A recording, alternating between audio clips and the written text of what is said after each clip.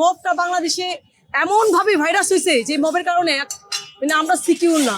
আগুন দেওয়া লুটপাটের জন্য তারা একদম রেডি ছিল। এই দেশে থাকার মতো জায়গা না। আমি রাত 2টায় যখন মোবাইল স্ক্রল করি তখন আমার এই ছোট বোন মুক্তা, ওর লাইফটা আমি দেখি। মানে আমারও এখানে আমাদের দুজনেরই আউটলেট আছে। তো ঘটনাটা যেটা আমরা শুনতে পাই সেটা হচ্ছে একজন রিক্সাওয়ালাকে নাকি মানে এখানে অনেক জ্যাম ছিল, যার কারণে সিকিউরিটি গার্ড আমাদের মার্কেট থেকে বের হয়ে তাকে বোঝানোর ট্রাই করে, সে বোঝে নাই, বিহেভিয়ারটা খারাপ করে, যার কারণে ওনাকে ভিতরে নিয়ে যায়। তো ভিতরে নিয়ে যাওয়ার পরে যে রিউমারটা ছড়াইছে যে ওকে রড দিয়ে পিটিয়ে মেরে ফেলা হয়েছে, বাট আমাদের এই পুরো মার্কেটটা সিসিটিভির আওতায়।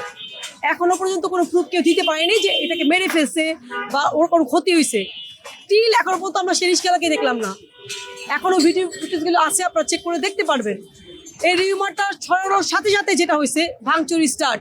এটা একটা মব জাস্টিস শুরু হইলো যে রিক্সাওয়ালাকে মেরে ফেলছে। রিক্সাওয়ালারা আসলো কোত্থেকে, এত রিক্সাওয়ালা আসলো কোত্থেকে, এত প্রতিহিংসার আগুন ছড়াইলো, এই যে ভাঙচুর শুরু হয়ে গেছে, এতটুকু আমি জানি। তো আমি এখন আসছি, এসে দেখলাম এই অবস্থা। আমি এখনো জানি না ভিতরের খবর, আমরা বলতে পারবো না। কালকে আমাদের মার্কেট ওপেন করে দিবে, তখন আমরা বলতে পারবো অ্যাকচুয়ালি কি হয়েছে।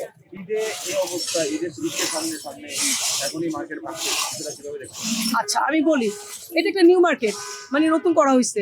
এমনিতে আমাদের অনেক সেল নাই, আমরা প্রতি মাসে হচ্ছে গিয়ে লস দিচ্ছি। আমাদের স্টাফ আছে, আমাদের অনেক টাকা ভাড়া দোকানের, অনেক টাকা কারেন্ট বিল, বোনাস আছে। আমরা যদি সেল না করতে পারি, 4-5টা যদি সেল করতাম, তাহলে আমরা কীভাবে দিব? ডেফিনেটলি ভালো না, ভালোভাবে দেখারও কিছু নাই। বুকের ভিতরে যে কষ্টটা, এটা আমরাই জানি। এই মবটা বাংলাদেশে এমনভাবে ভাইরাস হয়েছে যে মবের কারণে মানে আমরা সিকিউর না।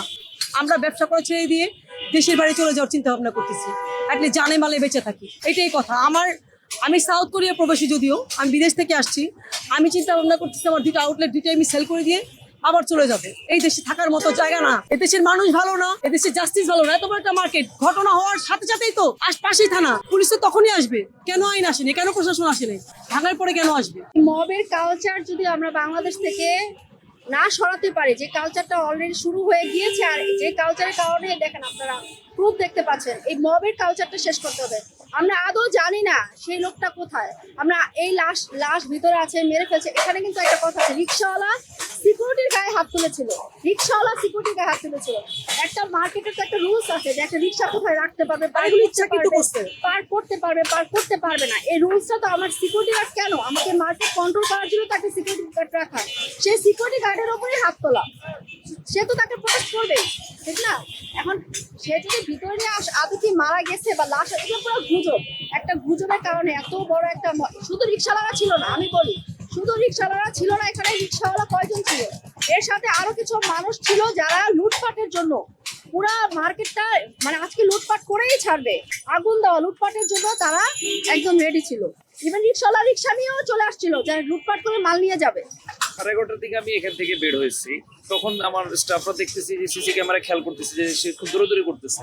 তাকে জিজ্ঞেস করলাম যে দৌড়াদৌড়ি করতেছে কেন, আর এখন তো 11:30, 11:40 বাজে মাত্র, আমরা তো 12টা পর্যন্ত কাস্টমার হ্যান্ডেল করি। বলতেছে যে স্যার এখানে তো নিচে একটু রিক্সাওয়ালার সাথে সিকিউরিটির একটা গ্যাঞ্জাম হয়েছে, ওই গ্যাঞ্জামের কারণে নিচে নাকি গ্যাঞ্জাম হইতেছে অনেক। এখন মার্কেট কর্তৃপক্ষ বলতেছে যে আপনারা আস্তে আস্তে ক্লোজিং এর দিকে যান। তো পরে তৎক্ষণাৎ আমি পাশের বিল্ডিংটাতে অ্যাপেক্সের এখানে থেকে একটু সামনে জমজমের এখানে গিয়েছিলাম, পরে ফেরত চলে আসলাম। এখানে দেখলাম যে তুমুল এখানে হুলস্থুল কাণ্ড চলতেছে। প্রায় আমাদের উত্তরে এখানে প্রায় 200-300 রিক্সা এখানে জড়ো হয়ে গেছে ইনস্ট্যান্ট। কোথা থেকে আসলো আল্লাহ পাক ভালো জানে, জড়ো হয়ে গেছে। তারা এমনভাবে উত্তেজিত, তাদের কি প্ল্যান প্রোগ্রাম আমরা সত্যি কথা মার্কেটের ভিতরে আমরা যারা ছিলাম আমরা কিছুই জানি না। তারা ভিতরে আগুন দিবে, তারা এটা ভাঙবে, তারা কোথা থেকে শুনছে যে এখানে একজন রিক্সাওয়ালাকে মেরে ফেলছে, বাট আদৌ আমরা এখানে কোনো রক্তের ছিটা ফোটাও দেখি নাই।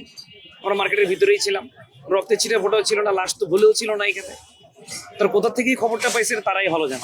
চিন্তা করেন, দেখেন আজকে 26 রোজা চলতেছে, এখন একটা সেলের টাইম। আমরা ব্যবসায়ীরা খুবই চিন্তিত যে আসলে কি হবে। আমরা তো লাখ টাকা ব্যাংক থেকে লোন নিয়ে আমরা তো মালপত্র সব তুলে এনে আমাদের চুপচাপ বসে আছি আর সবার তামাশা দেখতেছি। এটা দেখাচ্ছেন আমাদের আর কিছু করার নাই আসলে, এটাই।